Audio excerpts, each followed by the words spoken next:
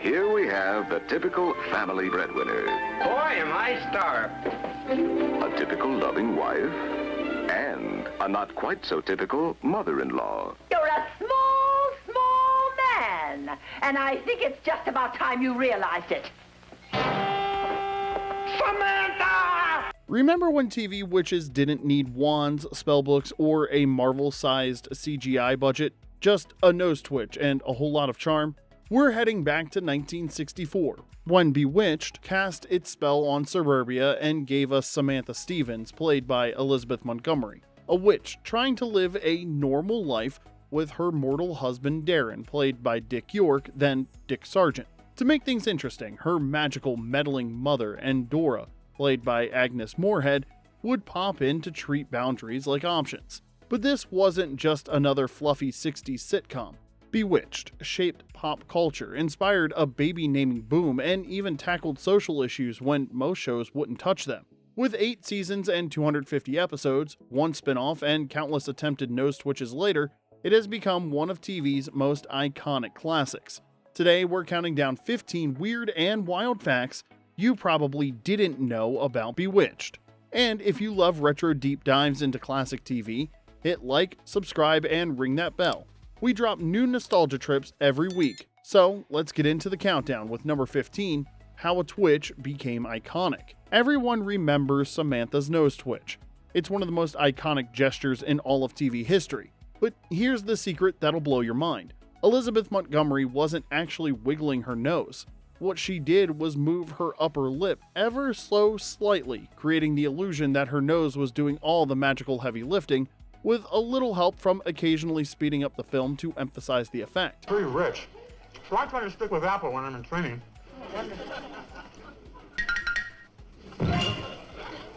Which I'm not at the moment. The idea came from director William Asher, who also happened to be Montgomery's real-life husband, because nothing says workplace romance like turning your wife's facial tics into television gold. He noticed Montgomery's little lip twitch during off-camera moments and realized it could become the perfect spellcasting signature. Subtle, charming, and way classier than waving around a wand like some kind of Renaissance fair enthusiast. I wish I had a swimming pool in my patio. That tiny twitch became so recognizable, it practically became shorthand for magic is happening, inspiring countless parodies, commercials, and millions of kids trying to master it in bathroom mirrors across America. Oh, was that just me? Sorry. Anyway, it was never meant to be a big showy effect like a modern CGI explosion. It was subtle, charming, and pure Montgomery magic, a perfect blend of her physical skill and some clever film enhancement. Number 14, the lyrics you never heard. Everyone can hum the Bewitched theme song. It's catchy, jazzy, and totally timeless. The kind of tune that gets stuck in your head right between the Brady Bunch and whatever commercial jingle was selling you breakfast cereal that decade. But here's what most people don't know. It actually had lyrics that somebody, somewhere, thought were worth recording. Howard Greenfield and Jack Keller wrote words for it, and crooner Steve Lawrence recorded a full version in 1965. Bewitched, bewitched, you've got me in your spell. So, why didn't you ever hear it during the show? Composer Jack Keller said the reason was creative. He believed vocals would be too distracting and that the instrumental version with its tinkling sounds better captured the show's magical nod. Bewitched, bewitched, you know your craft so well. Honestly, I kind of agree. Anyway, the vocal track got shelved and Lawrence's recording ended up as the B-side to a single I Will Wait For You, never making it into an episode.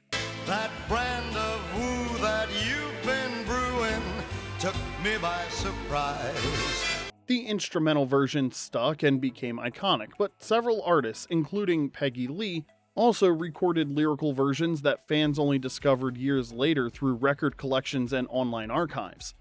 Bewitched, bewitched, you've got me in your spell. And check out this version from a 1960s Australian music show. Bewitched, bewitched, you know your craft so well. That was interesting. Anyway, most of us didn't know the show had lyrics back then, and it didn't matter. Half of us made up our own goofy words anyway. Still, knowing there's a sing-along version out there will add a little extra Bewitched trivia magic to our next dinner party conversation. Number 13, A Witch in Which City?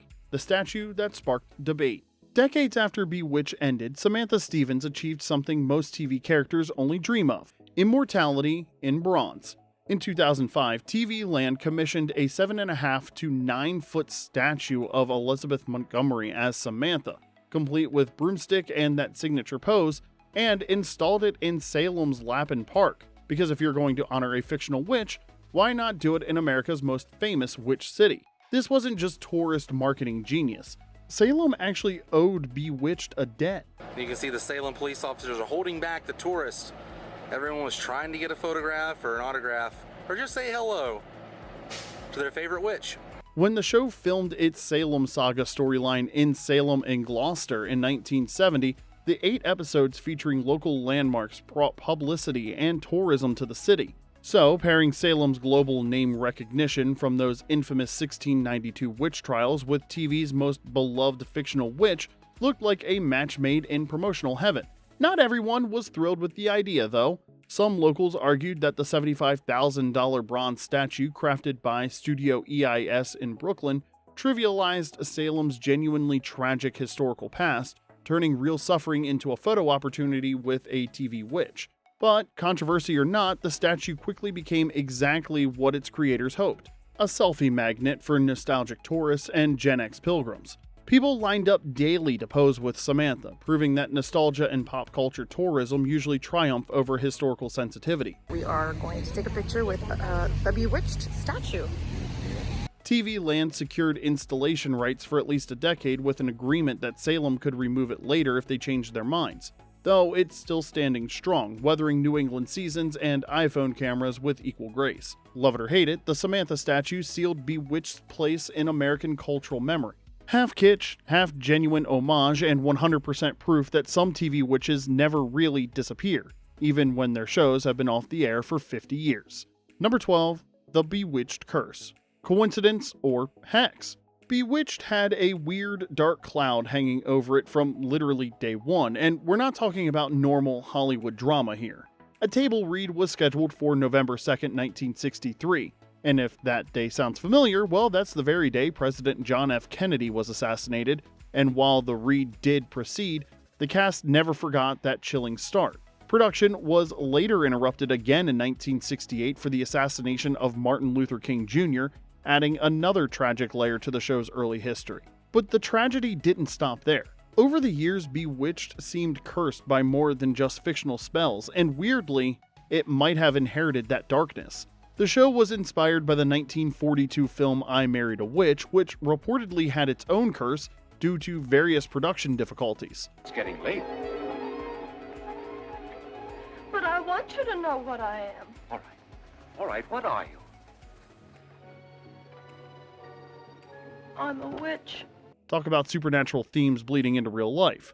Alice Pearce died of cancer in 1966. Marion Lorne, or Aunt Clara, died in 1968. Dick York battled that debilitating back injury that forced him to leave, often having to be staged lying down or leaning against furniture to mask his immense pain and addiction struggles.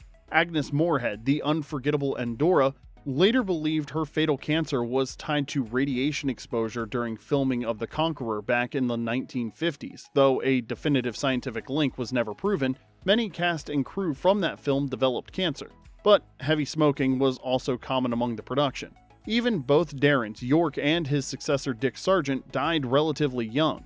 Add in Elizabeth Montgomery's separate passing from colon cancer complications at 62 in 1995, and fans began whispering about a bewitched curse. Let's see if I can put the window back together.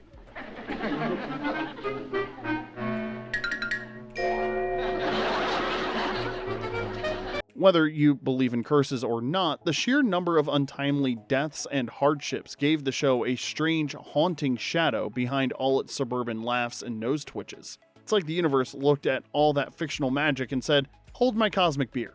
Number 11, Comedy, Courage, and a Secret Illness. Kravitz may have been the nosiest neighbor on TV, but the actress who played her carried a heartbreaking secret that would make any soap opera writer weep. Alice Pearce was diagnosed with terminal ovarian cancer before Bewitched even started filming, and in a move that would make every workaholic in corporate America look lazy, she kept it secret from nearly everyone on set, though her husband and a few key people like Elizabeth Montgomery likely knew. You moved the pictures. Now, Mrs. Kravitz. This time I saw you do it. I saw it. I caught you red-handed. She worked through most of 2 seasons with her trademark manic energy, delivering comedy gold in every spying through the curtains gag while secretly battling for her life until her illness forced her to stop before completing season 2. Her final filmed episode, Baby's First Paragraph, was shot on January 21st, 1966, just weeks before her death on March 3rd.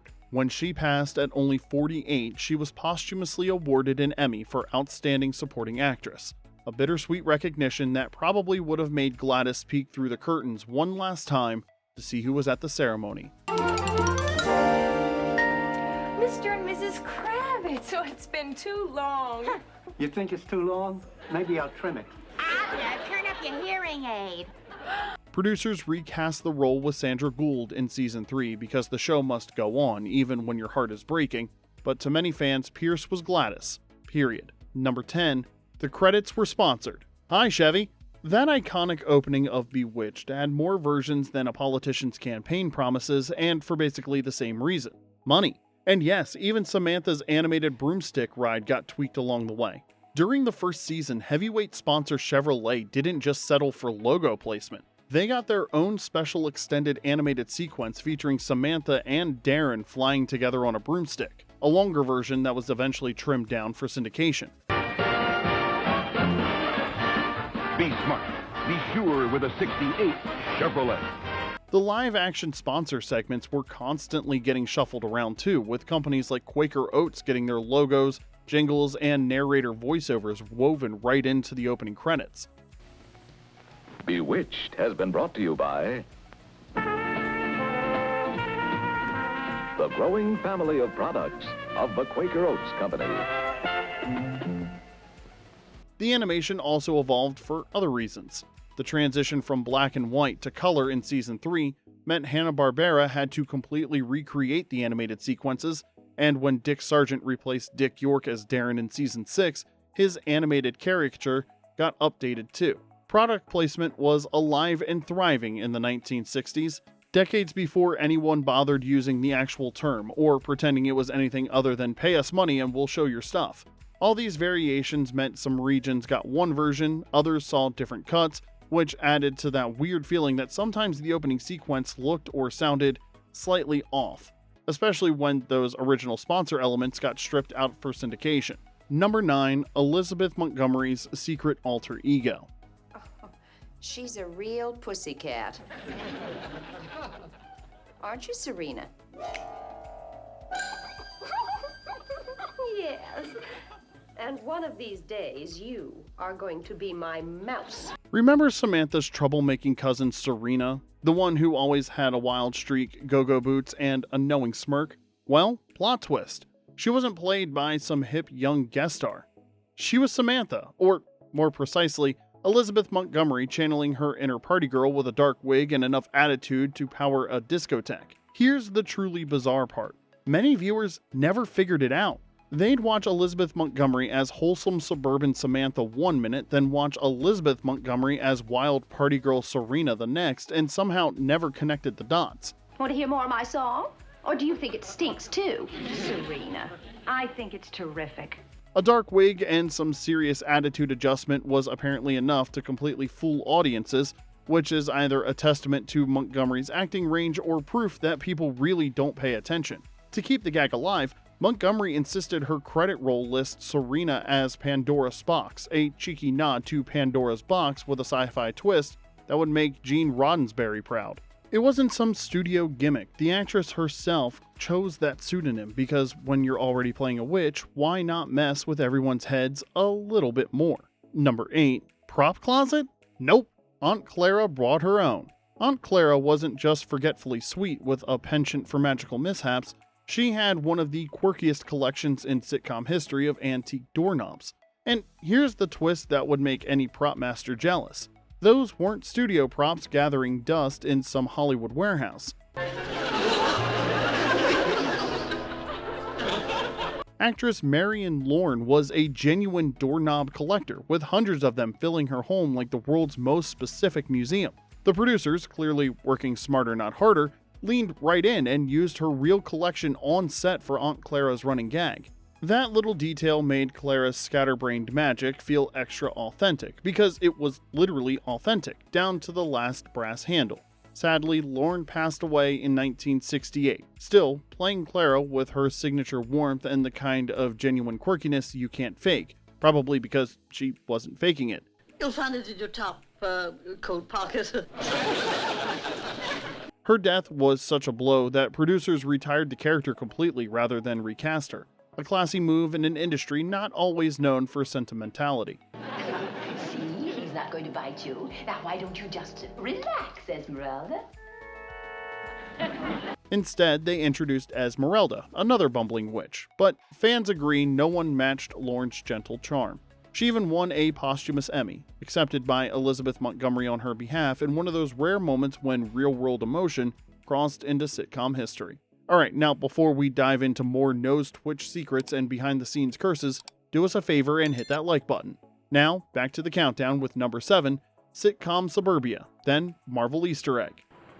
2 trees is one too many. Keep the big one, but over there. Oh my, isn't that lovely? You know that cozy suburban home where Samantha twitched up dinner and Daren stressed over ad campaigns like his life depended on selling more widgets? Well, plot twist, it wasn't a real house at all. It was a facade on the Warner Brothers Ranch backlot, the Hollywood equivalent of a suburban theme park. The Bewitched house was originally built for the short-lived show Our Man Higgins in 1962, then got its most famous role housing the Stephens family. And it wasn't alone on Blondie Street. Other iconic TV homes from shows like The Partridge Family and I Dream of Jeannie lived in that same neighborhood, which explains why some of us 70s and 80s kids felt like we'd seen that suburban paradise before.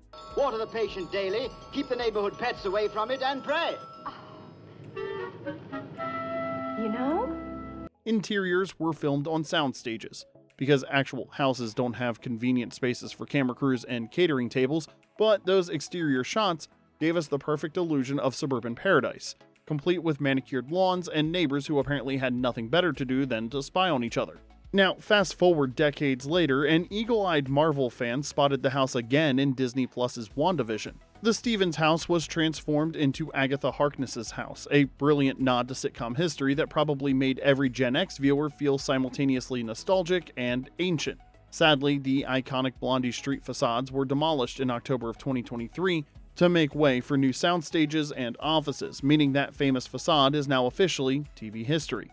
But thanks to reruns, DVDs, and Marvel's obsession with Easter eggs, Samantha's house will always live on in our hearts, even if the real bricks and mortar have been replaced by Hollywood's next chapter. Number 6, the Bewitched spin-off that forgot Bewitched.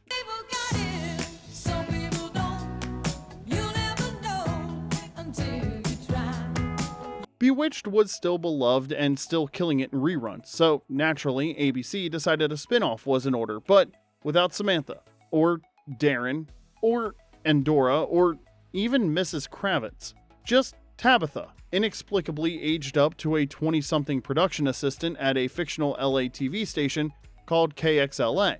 The time jump was massive, the explanation was non-existent, and viewers were just expected to smile and nod. The setup was simple, maybe too simple.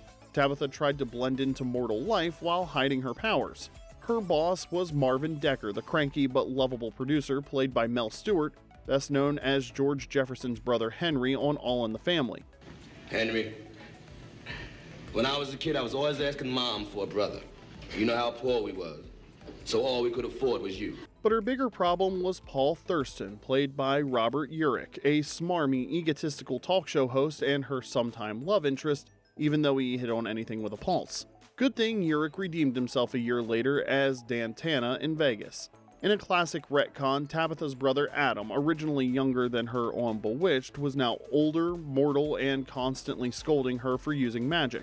Basically, they turned him into Daren 2.0 with a bad attitude. Tabitha, please, don't go over to Paul's. He's not going to change his mind about Andy, and you'll only get yourself fired. Yeah, well, maybe it's worth a chance. Meanwhile, her Aunt Minerva, who had never been mentioned before, dropped in occasionally to stir up spells and sitcom chaos. And if the setup wasn't chaotic enough, the behind-the-scenes story didn't help. The first pilot was shot in 1976 with a different actress, a different setting, and a totally different vibe.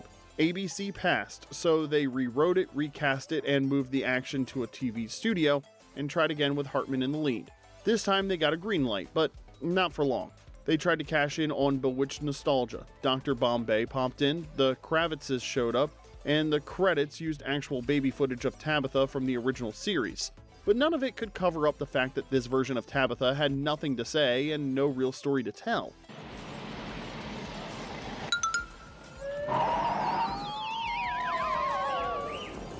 Yes, Tabitha grew up to be a full-fledged witch. Ratings vanished faster than Andorra on a Bad Day. The show was canceled after just 11 episodes, ranking 81st out of 104 programs that season. Lisa Hartman's theme song, It Could Be Magic, was catchy, but let's just say the title didn't age well. Some people got it, some people don't. You'll never know until you try. Tabitha wanted to modernize Bewitched for the late 70s, but with no core cast, no timeline logic, and no real spark, it ended up feeling more like a knockoff than a sequel. If Bewitched was pure sitcom sorcery, Tabitha was the TV equivalent of a vanishing act that no one clapped for. Number 5. Stop motion, wires, and cramps. Real 60s TV magic. Bewitched made magic look effortless. Just a quick nose twitch and boom. Dinner's ready, the house is clean, and your husband's hangover has mysteriously vanished. But behind the scenes, creating those seamless illusions was about as physically demanding as training for the Olympics. If Olympic athletes had to hold perfectly still for hours while stagehands rearranged their entire world.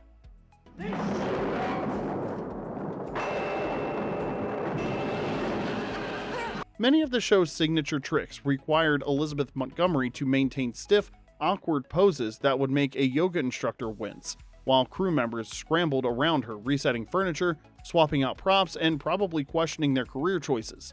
For particularly elaborate scenes, she used devices like crutches to help support her arms so she wouldn't budge even a millimeter while the entire set transformed around her. Practical effects ruled the day. Stop-motion photography for disappearing acts, precise jump cuts to make messes vanish, nearly invisible wires yanking props across rooms, and spin tricks that swapped actors mid-scene faster than a magic show at a county fair. Every illusion was a delicate puzzle of timing, positioning, and probably a lot of prayers that nobody would sneeze and ruin the take. For Montgomery, this meant long hours holding her smile frozen in place like she was posing for the world's most expensive photograph. The result was a magical world that looked completely effortless to viewers but was physically grueling for everyone involved. Today's CGI wizards could probably recreate every Bewitched effect in about 30 seconds, but in the 1960s, TV magic required actual sweat, infinite patience, and the kind of physical stillness that would challenge a statue. Number 4, the episode that took on bigotry in 1970. It's created in the true spirit of Christmas. The story was written by the 10th grade English class at Thomas Jefferson High School in Los Angeles. For a lighthearted fantasy sitcom that usually stuck to suburban laughs and magical mishaps, Bewitched took a surprisingly bold turn in 1970 with an episode that had more social consciousness than most dramas were even attempting.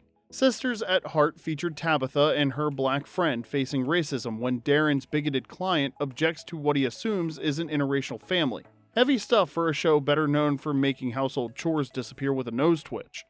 Why, some of my best friends are Negroes. Why, I'd be the...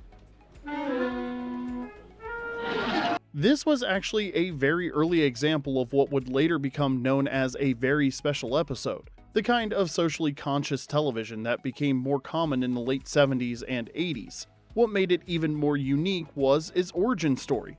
The concept came from a Los Angeles high school class whose story idea was then developed into a full teleplay by professional writers, because, Teenagers often have more insight into social issues than most Hollywood executives. Elizabeth Montgomery championed the episode personally, calling it her favorite and praising its message as conceived in innocence and filled with truth, basically the opposite of every corporate diversity training video ever made. The Television Academy agreed, honoring it with the Governor's Award at the 1971 Emmys, a rare recognition for a sitcom daring to tackle real social issues, even if critics noted the resolution was perhaps a bit too sentimental for such weighty subject matter. Number 3, the name change that launched a trend. Imagine if one of TV's most famous witches wasn't Samantha Stephens, but Cassandra Stephens. That's what the pilot script originally called her, probably because some writer thought Cassandra sounded more mystical and witch-like. You know, like naming your cat Fluffy when it's clearly a Mr. Whiskers. But the network pivoted faster than a politician during election season, and Samantha stuck, which turned out to be the best decision since sliced bread, colored TV, and whoever invented coffee makers with timers. The name Samantha literally exploded in popularity after the show's debut. Larry, it's okay, like Samantha says. We like to see you enjoying yourself. While it wasn't completely unknown, it had appeared in the top 1,000 names in 1958. It had temporarily fallen off the charts before reappearing at number 473 in 1964. Then Bewitched hit the airwaves and the name steadily climbed, reaching number 137 in 1972 and breaking into the top 100 by 1976. By the late 80s, it was one of the trendiest girl names in America. And it wasn't just Samantha. Tabitha, the Stephens' adorable daughter, also caused a baby naming spike. Even Endora had a mini boost, though thankfully not enough to flood kindergartens with tiny dictatorial mother-in-laws. So if your Gen X cousin is named Samantha, you might just have Elizabeth Montgomery's nose twitch to thank for it. Number 2, honey, I recast the husband. You know how TV shows sometimes just swap actors and hope nobody notices? Bewitched pulled off one of the most notorious examples of that move. Producers just swapped in Dick Sargent like nothing had ever happened. Good evening, Samantha. Good evening, madam. Daren? Don't you recognize me either? Dick York played Daren Stephens, Samantha's perpetually tightly wound mortal husband from the pilot until 1969. But York had been battling a debilitating back injury since an accident on the set of the 1959 Western They Came to Cordora, and when his chronic pain and painkiller addiction got so bad he had a seizure on set, he made the heartbreaking decision to leave, leaving producers scrambling like a witch trying to hide her broomstick from the Homeowners Association. Enter Dick Sargent, who, ironically, was the network's original choice for Daren back in 1964, but had been unavailable. Different look and different vibe. Sam, how many times have I told you never talk in the middle of somebody's backswing? Sorry. Okay. Now, what was it you asked me? Agnes Moorehead, who played Endora, was reportedly not thrilled about the switch and made her feelings known. Audiences weren't thrilled either. Ratings dropped, fans were confused and disappointed, and many considered it a jumping the shark moment before that phrase was even a thing. Sargent was in an impossible position, replacing a beloved actor with no explanation given to viewers.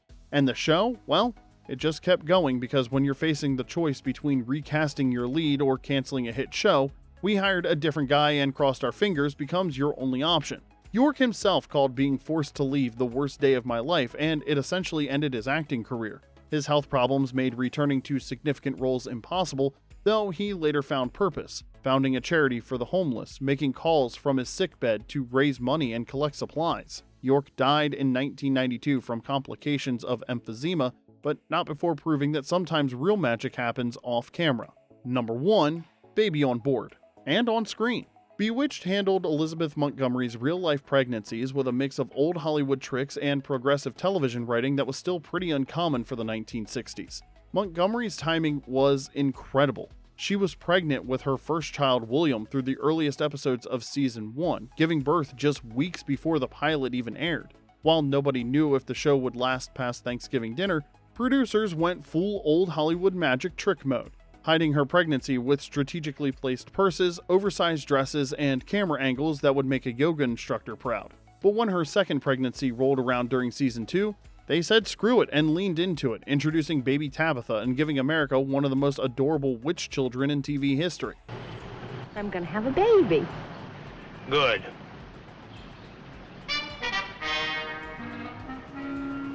You're what? I'm gonna have a baby.